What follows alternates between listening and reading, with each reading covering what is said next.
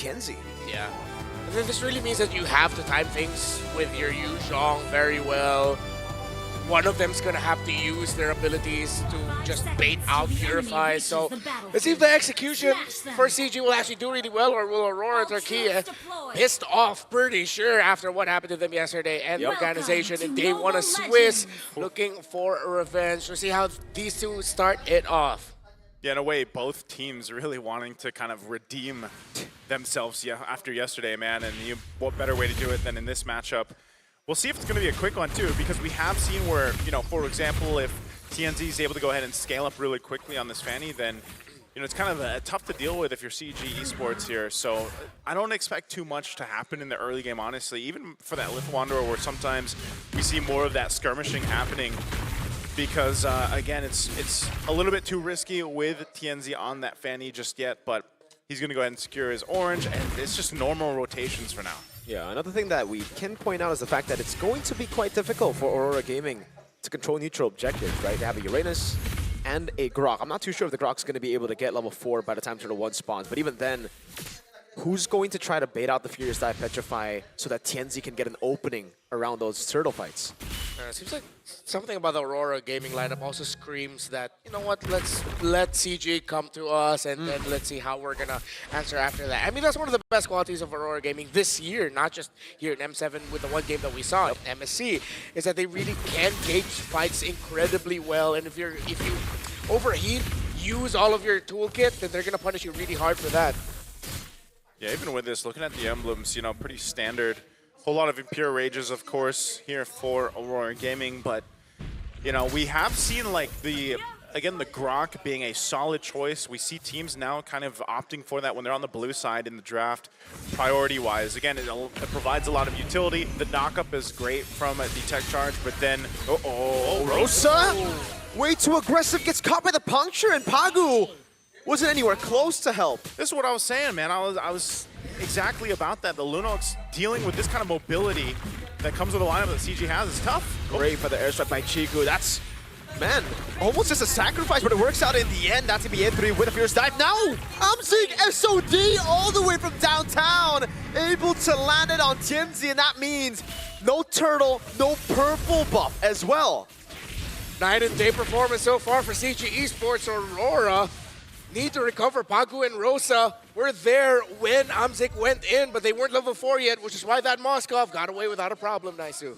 That feels bad, man. Yeah, when that happens, like, you dealt with what Chico already put the pressure on, you get your buff, and then you unfortunately die. So right now, CG Esports in a good position, and now that you have a level 4 available for Valens, he can decide to go for these kicks, these setups if he wants to, especially in the early portion of the game. Wow. Okay, well, I was about to say he made Bowie. He made up for that one, man. He at least gets a kill in his hands here over to Aurora. They're angry, man. Yeah, they had to. No purple, no turtle. Rosa getting done dirty like that. All right, at least they're on the board now. Yeah, they needed to do that while CG Esports, the slight lead that they have, they are playing around the show. Still, they should not be comfortable. Trying to see where they can find an opening. Lunar's handling the Yu Zhong pretty well. Even in the jungle, slight pressure as well now from Pagu. So Aurora Gaming are trying to recover by applying pressure in so many parts that CG cannot find an opening. Even here, Sigiboom, with Chico deciding to go down, not going to be able to find a start on the Harith. Yeah, it's really gonna, even if you try to make a play down there for Valens on the Cho, you know that you have to get through a Purify, right? So sometimes you show yourself in that lane just to go ahead and kind of give the second guess to Sigiboom, but mostly he's gonna be safe. They're gonna have to fight around the objective coming up next here. So this one, we'll see if it plays out better. It should be a full-on fight. You've got some resets going up on the XP lane. A3 gets back to base and they'll join this one. Lunar does take a bit of a hit here. Gary's damage actually really good already early on. The stalemate for the turtle though, as TNZ will look for his own opening. Again, with this expanding rivers can help them rotate. Oh, Chiku, wings by wings, he's fine. And just Pagu's gonna keep that turtle there. Yeah, good chunk of damage earlier. He's trying to poke down Chiku. Make sure he cannot go with that airstrike. Now Balance goes in, way the Dragon flicker combo into it. But the barrier was able to cancel it now as TNC goes in the back line. There's no more lockdown. Chiku has to flicker off. Balance gets taken out by Rosa. As Yen 3 with the Petrify and the Furious dive over. Gets the passive proc, but now has to go under turret. It's a 1-for-1. Rosa for Valens. But Lunar still holding on to the turtle. Gary on it already. Tienzi gonna look for the retribution as well. It's Tienzi who wins it out. Gary 1 HP barriered away, and Lunar gets the kill. You shall not pass. That, man, the Rampart, so many times whenever you see the Grok, you know that that's going to come in clutch from time to time. So now, with all that just happened, Aurora will get themselves that turtle. They'll go ahead and take this purple buff as well, and it went over to Lunar. So he's going to have a fun time with that, at least for now. But this is the thing, you know, you got to be cautious. Oh, hold on, Sequel. Goes for the Dragon, but the Purify is available. Oh. They actually do get a Spear of Misery, but they don't decide to commit, and that actually might hurt them. Rosa walks up the barrier again. Valens trying to escape. One last hit. He's burning. He's taking down the glowing one. Doesn't do enough. Valens stays alive. I feel like that barrier actually hurt the attempt to take down the Cho. It gave him just enough space between him and the Lunox, so seems like Rosa might help out with their hands. So be careful with your walls just a little bit. Good try. Maybe next time. You know, I said they fix it just a bit. Came in clutch earlier. Well, that time, maybe not so clutch, but, you know, surviving there, that's great for Valens. He's going to go ahead and build up again into more of that hybrid defense because you need it across the board. You've got great physical and magical damage on the profile here for Aurora Game, especially in the early portion of the game as we're seeing. But still, nonetheless, as this game unfolds, we're going to be looking at, especially for Amzik. Oh, as I mentioned, him could be in trouble. Yes, flicker. That's going to be the flicker. Tienzi comes in with a cutthroat. Just a hit from Rosa, and they get the pick on Amzik up top. Yeah, great read by Padro. Oh, Chiku White. He's alone. Valens walks up. Great brilliance now, but Valens still has. Oh, Valens. Rosa still will be taken down, so at least they get something.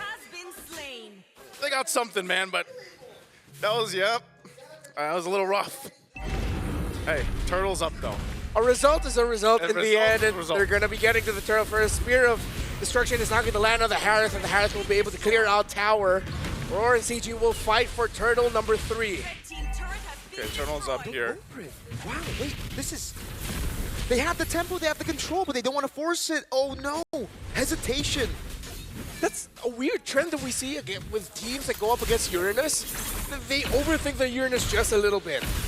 It's just because he's so annoying to deal with, too. Like, I mean, you can provide that vision. You're tanky enough to kind of just sit there and, you know, stay in their face. And so no turtle committed actually just yet, but it looks like Aurora's going to go ahead and start this up. I think still, yeah, they should be able to secure this, actually. The thing is, Tienzi already took the purple buff because in Aurora's minds, they were thinking we're not going to get turtle. We're just going to get a trade. So it was Tienzi purple into bottom lane clear. So Gary is now super behind.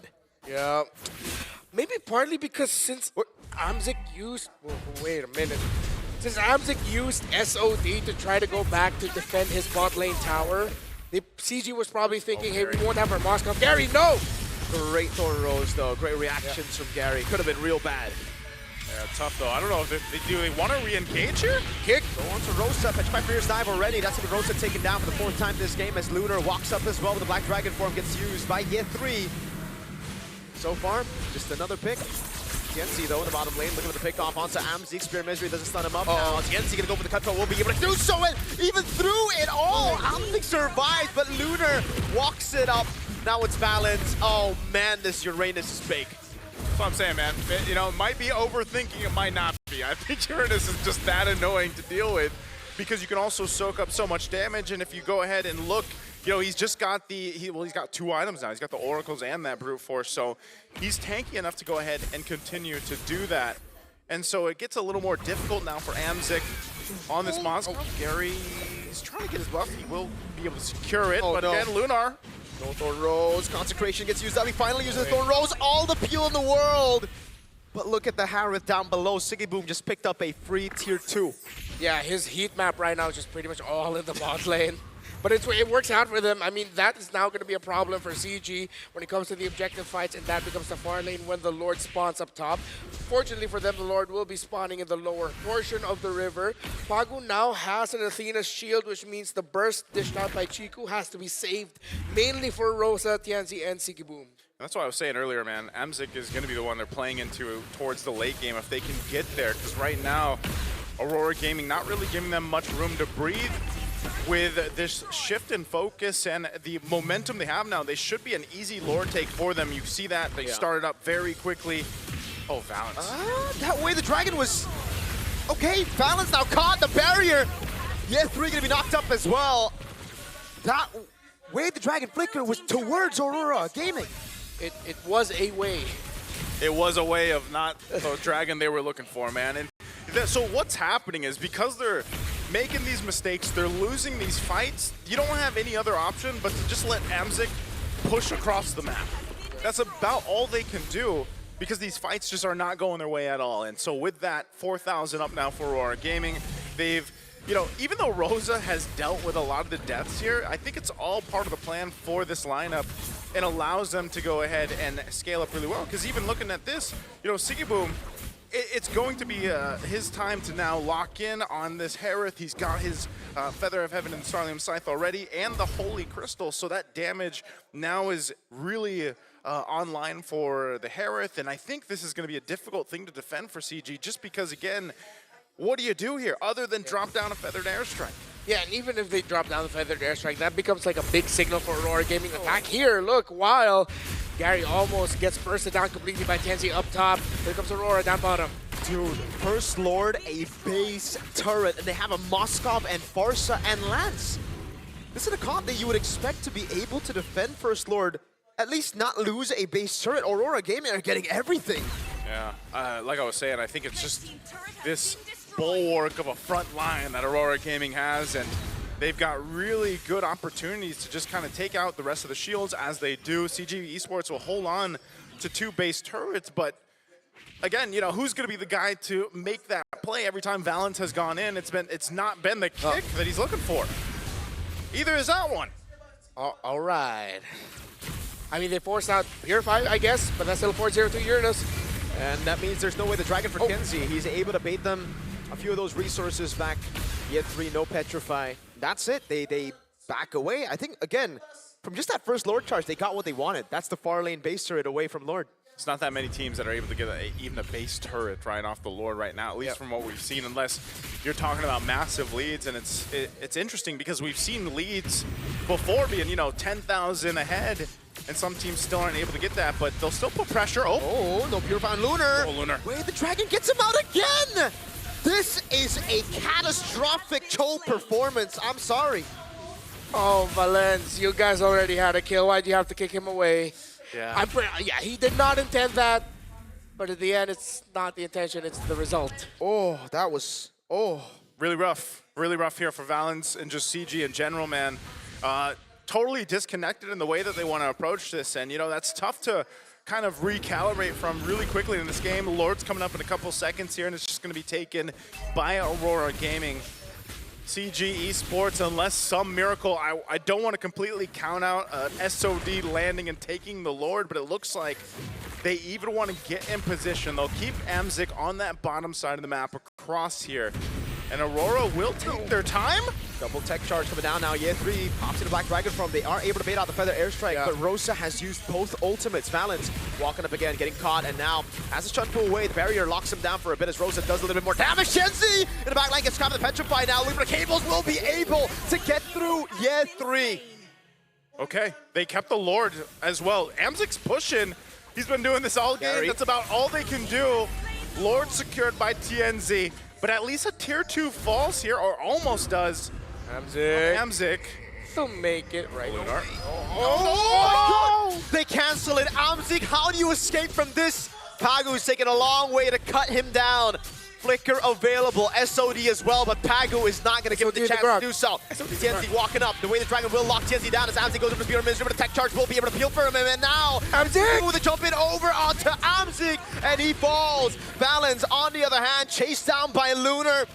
He tried to peel, he tried to open up an angle for Amzik. Now they're like, all right, Tienzi, you got this, you got the cables. It's him on a killing spree. That's just a highlight of Aurora Gaming. From the Lord to that pick, and this is gonna be it. Base push in, Lord's still up, can they defend it? Black Dragon form again, Siggy Boom still doing so much damage. Oh my god, in the skies, Yet 3! Almost taking out Rosa with the flicker in forward. Able to pick up the kill on Yet 3. Gary falls as well. It's just Chiku and Aurora Gaming move on to 1-1 as CG get pushed down even deeper. Tough performance here from CG Esports, and a better showing this time from Aurora Gaming. Very opposites here on what we saw in terms of performance for both teams. Properly outclassed Aurora after the back-to-back organizational losses yesterday. They start off today with a